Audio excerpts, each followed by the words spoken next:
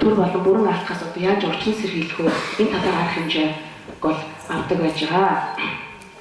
Ер нь бол тохирсон аюулгүй орчинд ажиллах нь бол одоо бидний тийм ээ одоо эрүүл аюулгүй ажиллах гол үндсэн нөхцөл байж байгаа.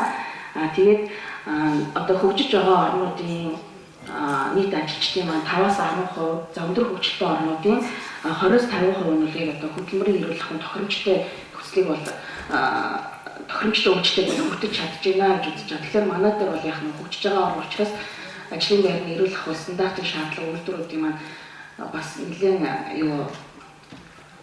бага хүртэл байж байгаа. Тэр тохиромжтой өвчлөл авч байгаа ажилчид маань бол тэгээд энэ ажлын байрны сөрөг хүчин зүйлээс шалтгаалаад одоо энэ бол мэргэжлийн шалтгаалх өвчин бол жил ирэх тутам одоо маш их хэмжээгээр бүртгэгдэж байгаа. За тэгвэл энэ хөдөлмөрийн эрүүл мэнд гэдэг байгаа энэ хөдөлмөрийн эрүүл мэндийн үйлчлэлд ямар хүмүүс хүргэдэг юм бэ гэхээр нэгдүгээр нь хөдөлмөрийн эрүүл ахуйч гэж байна. За хөдөлмөрийн аюулгүй байдлын мэрэгчлэн, за тийм мэрэгжлийн өвчин судлаач эмч гэж байна.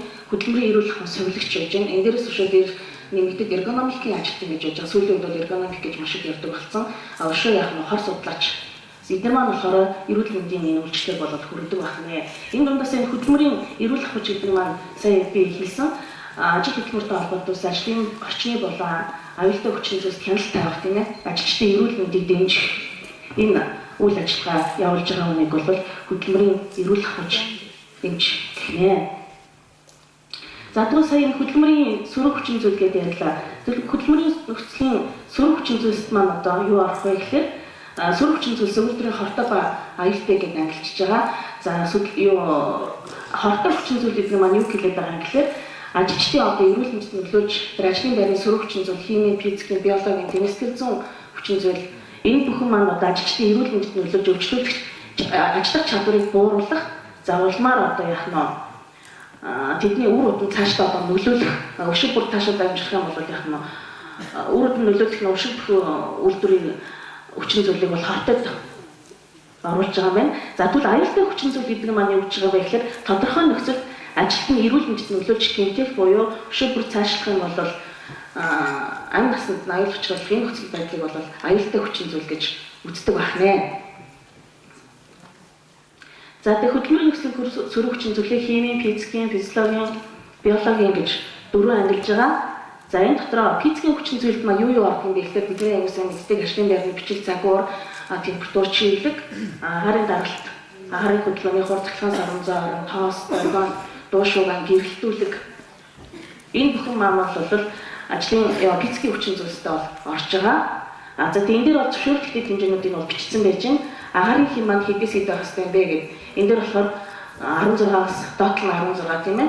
Дээдл нь бол 25 градусыг бол зөвшөөрдөг юм байна. Харьцангуй жил бол 30-аас 60%, агаарын хөдөлгөөний хурд нь бол 0.1-ээс 0.4 м/сек. За дуу шууганы зөвшөөрөл хэмжээ 85 дБ. За гэрэлтүүлэг тоосны хэмжээг бол ингээд зөвшөөрөл хэмжээнүүдийг бол бичсэн байна. За энэ 2015 онд ажлын байрны орчны стандарт бол шинжлэгдэж батлагдсан байж байгаа. Энэ дээр бол хуучин энэ дээр өөрчлөгдсөн юм энэ юуны одоо бидний хийж байгаа ажил маань одоо юугаараа ажлын зэрэглэлээр ингээд хүнд дунд гэж бас ажил юугаараа онцгой шалтгаалаад англидж явж байгаа. Энээсээ шалтгаалаад ажлын байран дээр температур хэд байх вэ, чиглэл хэд байх вэ, тэгээд агаарын урсгалын хурд хэд байх вэ гэд өшөө бүр энэ дээр нарийнчлал заагаад өгсөн хүдний улиралд ямар байх вэ, дулааны улиралд ямар байх вэ гэд энийг ингээд бүр заагаад өгсөн байж байгаа. Одоо жишээлбэл дунд зэргийн ажлыг хийж байгаа хоёрын бие ангиллын зэрэглэлийн хүн бол юу байх нь тохиромжтой хэмжээнд 17-аас 19 градус байх юм байна. Тэгээд байнгын ажлын байранд бол 15-аас 21, байнгын ус ажлын байранд 13-аас 23 градус байна гэд ингээд бүр стандартлаар заагаад өгсөн байж байгаа. Тэр харьцангуй чиглэлийн хэмжээ явж байна. Хуучин бол хуучин стандарт дээр 40-60 хүртэл байсан. Шинэ стандартаар бол 30-60 болсон гэж байгаа. Яг л өөрөө манайх эрсдэл уур амьсгалтай тийм ээ их хуурай байдаг. Тийм учраас бол энэ зөвшөөрөлт хэмжээний юу бол ингээд багасгаж өгсөн байж байгаа. За энэ дээр зөвшөөрөлт хэмжээ нь байнгын бус ажлын байранд 75% хүртэл байна гэдэг. Энэ маань болохоор тухайн үйлдвэрийн технологиос шалтгаалаад 75% хүртэл байхыг зөвшөөрж байгаа. Одоо ноос ноолоор самнах үйлдвэрүүдийн тийм авах үйлдвэрүүдийн өшөө чигтэй ажлын байр ингээд юу технологи бол ажлын шалтгаалаад 75 хүртэл байхыг бол зөвшөөрч байгаа. За ажлын байрны агаарын урсгалын хурд гэдэг маань юу хэлдэг вэ? Нөгөө нэг агаарч бол захины агаарын хөдөлгөөний хэлж байгаа. А мэдээж энэ тодорхой хэмжээгээр агаарын манд хөдөлгөөнд орохгүй бол тэр ажлын байр дээр юу байх нь вэ? Өвчин халуун байх нь тийм ээ. Тийм учраас тодорхой хэмжээгээр агаарч бол цэцлэгтийг бол хийж явах хэрэгтэй байх нь. Тохиромжтой хэмжээнд болохоор энэ 0.1 м/сек байх нэ. За одоо сая цугсуумс ихэнх банкнд барилгын осролтын компани ажилчтай байгаа тийм ээ. Ихэнх ажиллагаанд ил занхад талбайд явагдаж байгаа. Гадны орчинд явагддаг тийм ээ. Цаг уурын тааламжийн нөхцөлд явагдаж байгаа учраас эндээс бол ажилчдын эрүүл мэндэд бол энэ бол бас нөлөөлж идэг. Хитрхи халуун үед ажиллах тийм ээ. Эсвэл хүйтэн нөхцөлд ажиллах юм маань бол хүний эрүүл мэндэд бас нөлөөлж байгаа. Одоо хэд халуун орчинд ажиллах юм бол хүн маш их хэмжээгээр хөлөрдөг. Ингэж хөлөрснөөр яах нь хүслэгээ хамт нэг микроэлементүүдтэй калиум магний алдчихэдэг. Тэгээд нөгөө калиум магний мад бидний дутагдаад ирэхээр яах нь бидний манай булчин шөрмөс татна гэж ярьдаг. Тийм учраас бол ажлын байранд бол яах нь тэр нэг эрдчүүлсэн ус, өдний усаар бол ажлын байранд бол хангаж хэрэгтэй. За мөн хүүтэн нөхцөлд ажиллаж байх юм бол яах нь ажлын дулаан хувцаар хангаж өгнө. Биш яах нь дулаацах байр халуун хоол цагаар хангах энэ асуудлыг бол ажил явуулагч маань хангаж өгөх нэ. За мөн ажил амралтын дэглэмийг зөв зохион байгуулах тийм ээ. Ахуйн байр болон түр амралтын байраар хангах, за ажлын байранд нь усаар хангахын зохион байгуулалтын ажлыг хийх юм байна. За дараагийн нэг физикийн хүчин зүйл гэрэлтүүлэг байж байгаа. Гэрэлтүүлгийг бол та бүхэн бол маш сайн мэдж байгаа. Байгалийн гэрэлтүүлэг зохион байгуулалт гэж байдаг тийм ээ. За мөн байрлаж байгаа байрлалаас нь шалтгаалаад ерөнхийдөө хэсгийн гэрэлтүүлэг гэж номлогддог байж байгаа. За тэгээд мөн хамгаалтын гэрэлтэлд шөнийн ээж ажиллахгүй бол цэг цэсгийн талбайг гэрэлтүүлж байгаа энэ хэлбэг бол хамгаалтын гэрэлт гэдэг юм байна. За мөн аваарын гэрэлтүүлэг бол ажлын байр үйлдвэр болгон дээр бол байдаг. Энийг бол та бүхэн маш сайн мэдж байгаа. Гинт одоо цаг цахилгаан тасрах үед тийм ээ. Ажиллахгүй бас үед бол үйлдвэрлэлийг зогсоохгүй үргэлжлүүлэн ажиллах. За хүмүүсийг одоо ажлын байр талбайгаас аюулгүй босолгүй шилжүүлэн гаргах зорилттой юм осын гэрэлтүүл бас байдаг бахнэ. За энэ дээр юуны зургийг оруулах гэсэн гэж байна. Энэ дээр бол юу харагдаж байна? Энэ ажлын байран дээр байгалийн гэрэлтүүлэг байна тийм үү? Цонцлогчоор орж ирж байгаа энэ гэрэлтүүлэг бол байгалийн гэрэлтүүлэг гэж байгаа.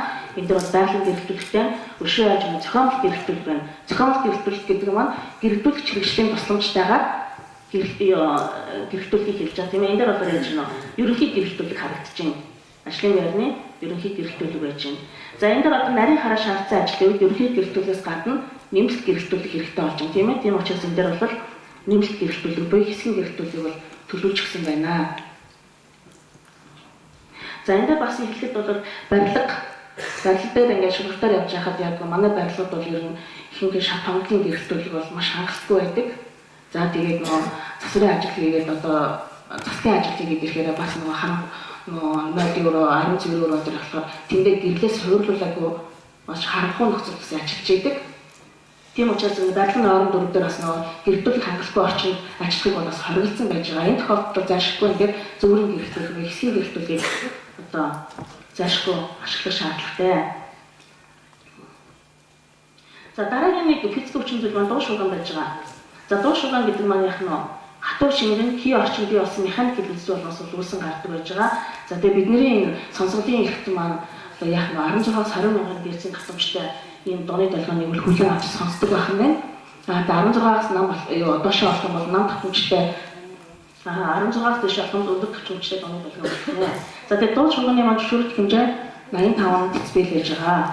Одоо 85 децибелээс дээш нөхцөл байх юм бол зайлшгүй энэ дээр яах нь сонсголын хамгаалах хэрэгсэл энэ дээр заашгүй хэрэглэгдэх нэ. За тэгээд энэ дуу шугамтай нөхцөлд ажилласнаар одоо ямар сөрөг нөлөөлөлтөд гардаг юм бэ гэхээр одоо ядаргаа удаан хугацаар дуу шугамтай нөхцөлд орсноор ажилласан хүн яадаг маш амархан ядардаг. Ингэж ядарснараа анхаарал сулдарч асал аваад тартах бас нэг нөхцөлийг бол бүрдүүлж өгдөг байх нэ. Өшөө бүр яах нь энэ дуу шугамтай нөхцөлд удаан хугацаар ажиллаад ирэхээр мэрэгчлийн өвчтөд болно тийм ээ дүлгэрэх гэсэн мэрэгчлийн өвчтөд болно нэ. За өшөө цаашаага яах нь зүрх судасны системд өөрчлөлт орох нь цусны даралт ихсэн. За анхаарал сулрын хөдөлгөөн зохицуулалт алдагдана. За нойр модон толгой өвдөн гэдэг энэ үйлдэлээс болоод яг хөдөлгөөний бүтэц маань 20-30% буурдаг байх нэ. Энтэй холбоотойгоор тухайн ажилтны маань одоо гаргаж байгаа бүтээгдэхүүн тийм ээ бүтээгдэхүүний чанар муудах энэ ажилт маань өөр ашиггүй ажиллах ийм осол аврах хүртэх ийм өсөлтийг бол бүрдүүлж өгдөг байх нь. За дараагийн нэг юм маань болохоор физикийн хүчин зүйл манай тоос гэж байгаа. Тоосыг бол та бүхэн бол маш сайн мэдж байгаа тийм ээ. Үйлдвэрлэлийн технологи үйл ажиллагаатай холбоотойгоор тэр үйлдвэр дээр ажлын байран дээр тоосчд бол үүсдэг. За ялангуяа уул уурхай дээр бол тэсэлгээ, өргөмжлөх тэсэлгээ яаж юм тийм ээ. За манай одоо карьер дээр том хүн дагцын машинууд явахад бол яг карьер дээр машин хэмжээний тоос үүсдэг. За барилга дээр бол яг нэг цемент болгож цемент нөгөө юутай одоо нөгөө цементлэхэд өөрчлөлт хийх бол тийм нэг маш их тоос үүсэж байгаа. Өшөө барилгын материалын үйлдвэрч дээр яж бас тоосчлт маш их байдаг тийм ээ. Энэ тоосон дээр бас тоосны маршрут хэмжээ түрүүн гарсан 10 мг метр куб байж байгаа. Ерөнхий тоосны хэмжээ. За энэ маань өшөө бүр сая 49/2015 дээр бүр нарийн басан байж байгаа. Модны тоос ямар байх вэ? Өөрсний тоос хий байх вэ? Даавны тоос гэх бүр нарийн задлаад агуулгад өгсөн байж байгаа. Тэгээд энэ дээр бас нэг тоосны нэг юу ярих тэсэмтгийн чанар гэж байгаа. Тоос маань өөрөө тэсэмтгийн чанартай байдаг байх нь. Тоос маань тодорхой хэмжээнд хүрэхээрээ тэсрэг гаднаас очих юм бол тэсрэг дэлбэрэх аюултай байдаг байх нь. Та бүхэн бол бас ийм үйлдвэрийн ослыг бүлэг ослыг бол санаж байгаа байх тийм ээ. Тоосоос олж тэсрэлт гарсан юмнуудыг бол эндээс яаж нүүрсний тоос одоо 1 м куб багаар 30-аас 40 г. За хөнгөн цагаан хахмалын тоос 7 г, чихрийн тоос 10 г ийм байх юм бол яах нь гаднаас очих юм бол тийм тэсрэг дэлбэрэлт үүсэх нэ. Одоо жишээлбэл уурхай дээр ярихад нүүрсний уурхайнууд дээр ярихад яг тех маш их тоостой байдаг тийм ээ. Гаднаас галтаг бункерээс одоо галтаг нүүрс ороод ирэх юм бол яах нь тийм тоосны хэмжээ одоо ийм хэмжээтэй байх юм бол тийм бол тэсрэг дэлбэрэлт бол үүсэх нэ. Тийм учраас одоо яах нь уурхай их тоостой газар одоо чүдэн зурах оч үзэхэд ил гал гарах юм бол хоригддог байх нэ. Нэг бол маш хатуу хоригддог байх нэ. За тоосны шалтгаанд энэ тоос маань одоо хүний эрүүл мэндэд яаж нөлөөлж байгаа юм бэ гэхээр тоосны нөхцөл удаан хугацаагаар ажилласнаас бидний амтлагын дээд замын эрхтэн маань одоо хатангаш тийм тэжээлгүй болж одоо хуураш хамгаалах үүргээ алддаг. Овшоо бүр цаашлах юм бол яг нь тоос маань уушгины үнд тулцанд одоо орж бидний яг нь хүчтэй солилцоог бол бууруулдаг. Одоо гемоглобин бидний одоо яг уушиг маань хүчтэй бидээ өөртөө шингээгээд бүх ил хэрэгтэн тарахад хүчтэй хангачаад бүх хэрэгтэн системийг тэгтэл яах нь энэ тоос уушигын одоо цогцолд маш их хэмжээгээр хоригдлоснаас одоо энэ солилцоог бол алдагдуулдаг. Оксигемоглобин гэж үүсгдэг. Тэгэхээр яах нь бидний ил хэрэгтэнд очих цус маань бол багасж ирэх нэ. Өшөө мөн яах нь тоос маань уушигны гүнд цогцолд хориглогдоод уушиг тоосчих өвчин буюу пневмокинез гэдэг өвчнийг бол үүсгэж байгаа. Тэгээ ямар төрлийн тоос үүсгэсэн шалтгаалаад одоо дүүрсний тоос байх юм бол антракоз, төмрийн хоол, сидероз, асбестийн байх юм бол асбестоз, захирын хоол одоо силикоз гэж дотроос ангилддаг байх нэ. Ер нь тоосны дотроос хамгийн хортой энэ тоос нь силикозын захирын давхарслын тоос гэж байгаа. Маш шав үзүүртэй шууд уушигны дахилын гүнд шилдэж орж ирэх өвчтөд бол үүсгдэг байж байгаа. За дараагийн нэг хүчин зүйлс маань болохоор химийн хүчин зүйл гэж байгаа. Энэ яг нэг химийн бодистой харьцаж ажилладаг ийм тохиолдол маань үүсдэг. За энэ химийн бодис маань бидний бие махбод яаж нөтрөө авах юм бэ гэхээр за тоос, хий, уур, манацар байдалтай энэ химийн бодис нь амжилтын замаар бол нэвтэрч авдаг байх нэ. Одоо бидний өдөр тутмын агаар дээр ч гэсэн хомхын тооснууд байж байгаа тийм ээ. Амьсгалын замаар авдаг байх нэ. За мөн ажлын байран дээр тооснууднаас амьсгалын замаар авдаг байх нэ. За мөн яг нь хоол боловсруулах замаараас хоол бодис бий байхад нэвтрэн орж идэг. Энэ тохиолдолд яг нь ажлын байрны одоо эрүүл ахуйн стандартын шаардлага хангахгүйгээр тийм ээ.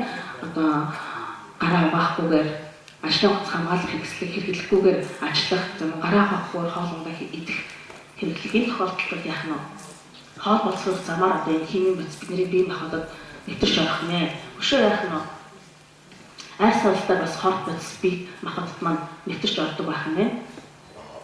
Одоо ажлын утас хамгаалах хэрэгслийг хэрэглэхгүйгээр химийн бодистой харьцаж ажиллах үс тийм ээ. Орох нэ.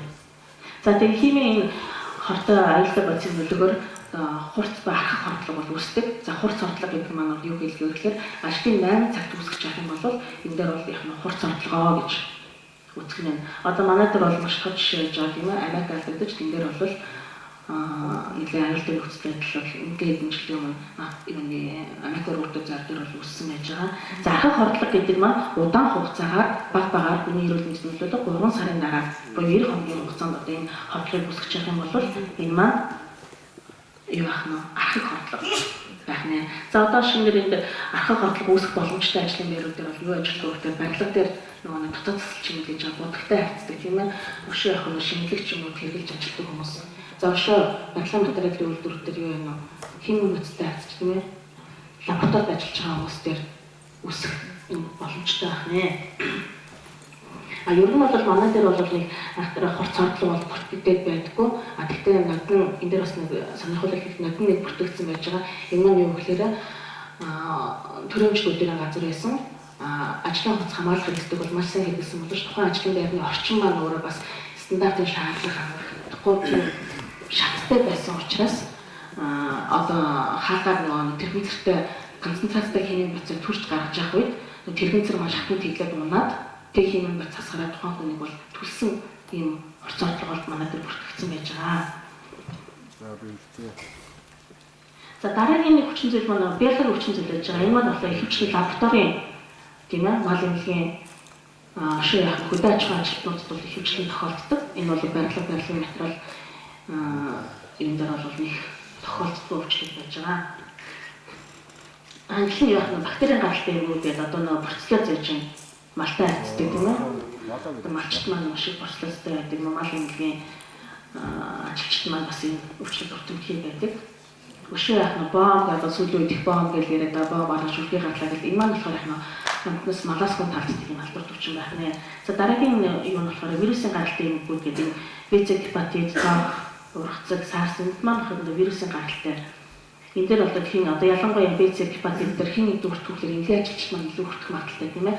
Цусан бүтээгдэхүүнтэй харьцаж ажилладаг илүү хүртэх магадaltaй байж байгаа. За дараа нь болохоор паразитын гаралтай юмнууд гэдэг энэ дээр цагаан хотог аскритоз гэдэг. Энэ дээр мал амьтанд хазуулах бас ордог байна. За дараагийн нэг хүчин зүйл маань